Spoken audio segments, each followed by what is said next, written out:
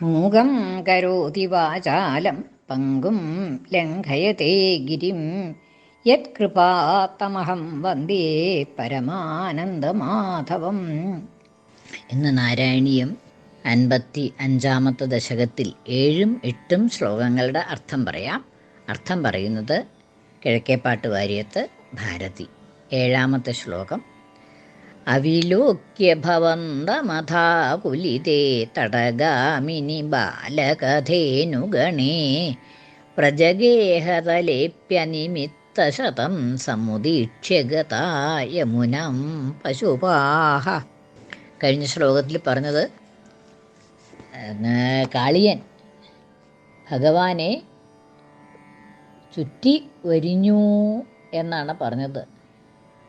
എല്ലാ ദിക്കിലും കുത്തി, അത് കഴിഞ്ഞ് ഭഗവാനെ അങ്ങോട്ട് ചുറ്റി വരിഞ്ഞു എന്ന് പറഞ്ഞു.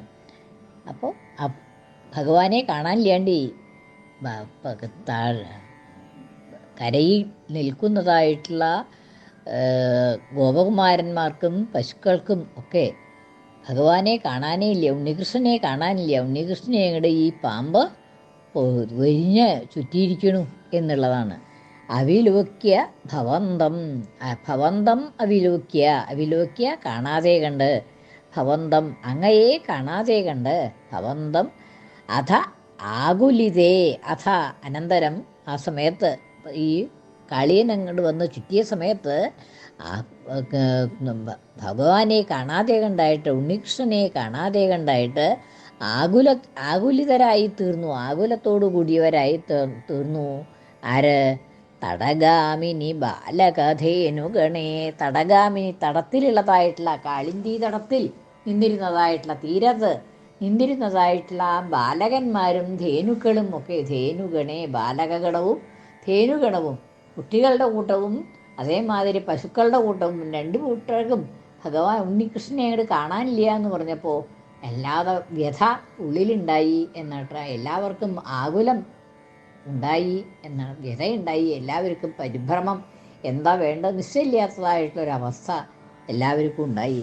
അത് തടഗാമിനി, തടത്തിൽ വർത്തിക്കുന്നതായ ആ ബാലകന്മാർക്കും ഗോപകുമാരന്മാർക്കും പശുക്കൾക്കും ഒക്കെ തന്നെ എന്തെന്നില്ലാത്തതായിട്ടുള്ള ഒരു ആകുലഭാവം ഉണ്ടായി. അങ്ങനെ ഉണ്ടായതായ അവസരത്തിൽ പ്രജഗേഹതലേ അഭി, അമ്പാടിയിലും, അതായത് ഈ വ്രജത്തിലും വൃന്ദാവനത്തിലും വ്രജഗേഹതലേ അഭി, വ്രജങ്ങളുടെ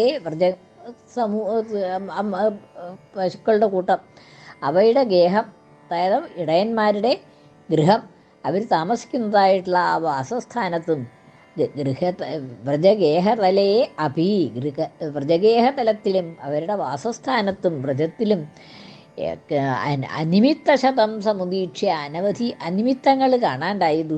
ഇതായിട്ടുള്ളതായിട്ടുള്ള ഓരോരോ നിമിത്തങ്ങൾ കാണാണ്ടായി.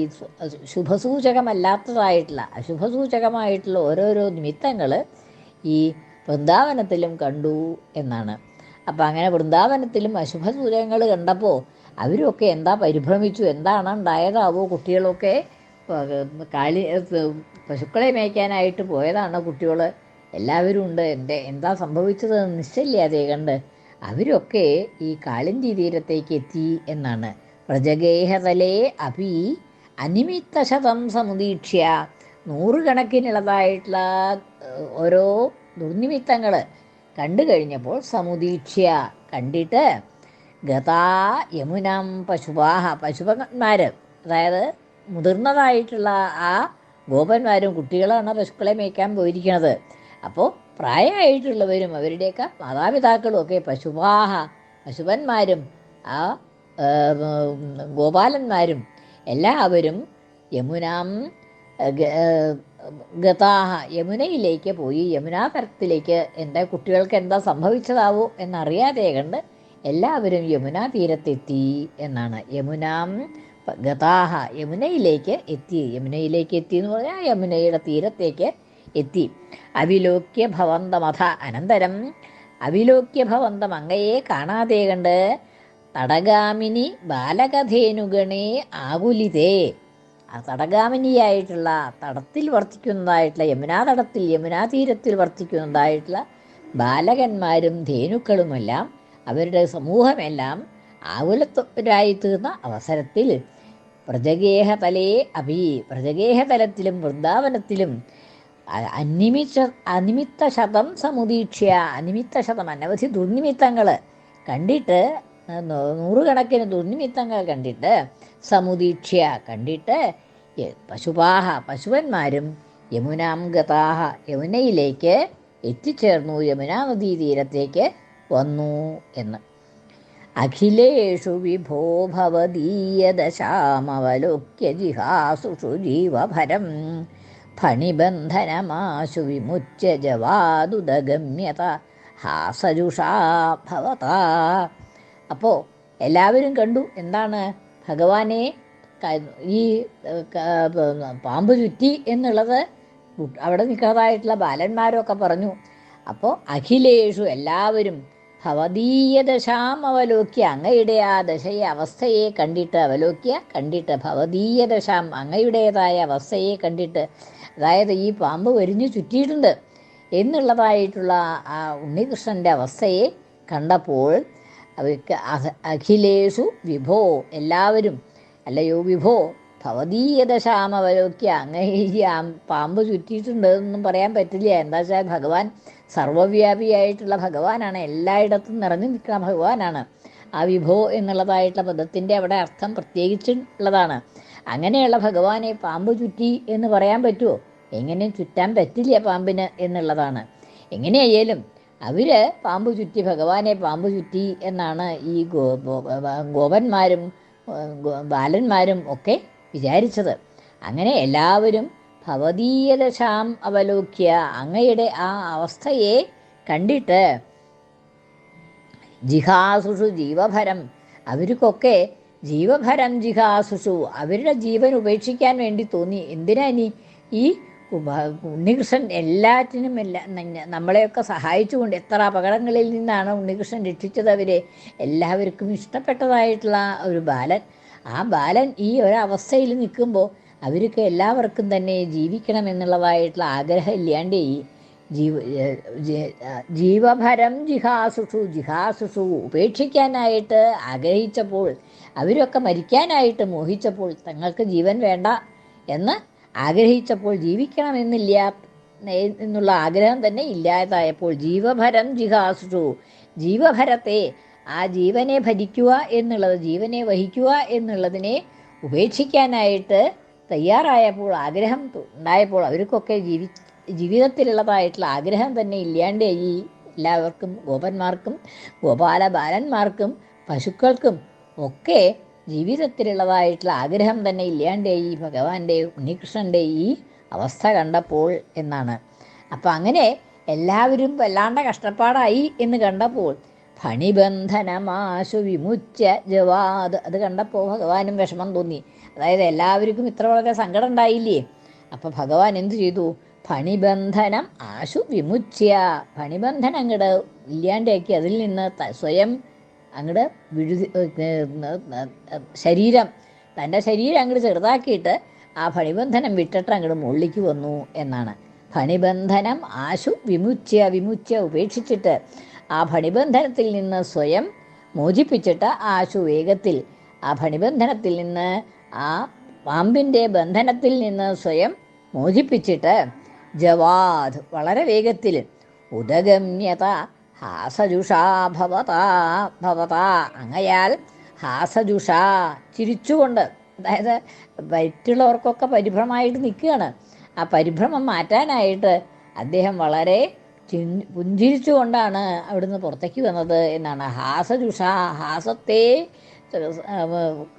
കയ്യിലെടുത്തുകൊണ്ട്, ഹാസത്തെ സ്വീകരിച്ചുകൊണ്ട്, പുഞ്ചിരിയോടുകൂടി ഉദഗമ്യത പുറത്തേക്ക് വന്നു. ആ ഫണിബന്ധനത്തിൽ നിന്ന് സ്വയം മോചിപ്പിച്ചിട്ട് അവിടുന്ന് അങ്ങോട്ട് പുറത്തേക്ക് വന്നു ഭഗവാൻ എന്നാണ്. ജവാദ് ഉദഗമ്യത, ഉദഗമ്യത പുറത്തേക്ക് മുകളിലേക്ക് വന്നു. അതായത് ഈ ഫണിബന്ധനം വിട്ടിട്ട്, ആ പാമ്പിൻ്റെ പിടി വിട്ടിട്ട് അതിൻ്റെ മുകളിലേക്ക്, ഉദഗമ്യത മുകളിലേക്ക് വന്നു. ഉദഗമ്യത ഹാസജുഷാഭവത എങ്ങനെയാണ് വന്നത്? ഭവനാൽ അങ്ങയാൽ പുറത്തേക്ക് വരപ്പെട്ടു, അങ്ങ് പുറത്തേക്ക് വന്നു. ഹാസജുഷ ചിരിച്ചുകൊണ്ട് അങ്ങ് പുറത്തേക്ക് വന്നു എന്നാണ്.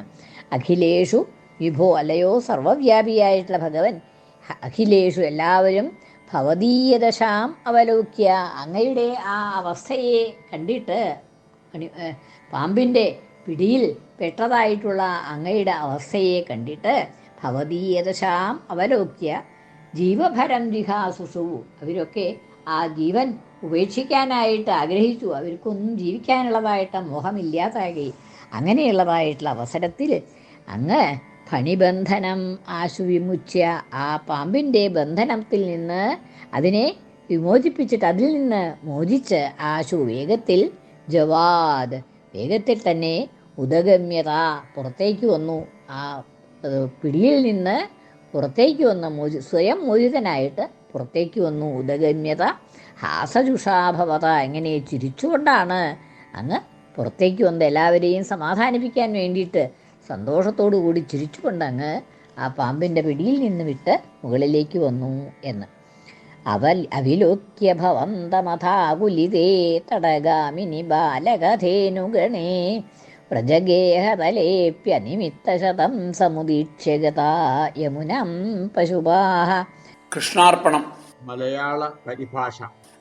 അതിദുഃഖിതരായി പശുപാലകരും തവ ദർശനമങ്ങു മറഞ്ഞളവിൽ വ്രജരും ഭവനേ പല ദുശകുനമ്പത കണ്ടുഗമിച്ചു പുഴക്കരയിൽ. അഖിലേഷു വിഭോ ഭവദീയദശാമവലോക്യ ജിഹാസുഷു ജീവഭരം ഫണിബന്ധനമാശു വിമുച്യ ജവാദുദഗമ്യത സജുഷാ ഭവത. കൃഷ്ണാർപ്പണം. മലയാള പരിഭാഷ. ജഗദീശ്വര നിന്റെ അവസ്ഥയതാൽ നിജജീവനെടുപ്പതിനാഞ്ഞവരും അതറിഞ്ഞുടനെ ഫണിയെ വിടുവിച്ച വിടുന്നു ചിരിച്ചത പൊങ്ങിജലാൽ. സർവത്ര ഗോവിന്ദനാമ സങ്കീർത്തനം. ഗോവിന്ദ ഗോവിന്ദ.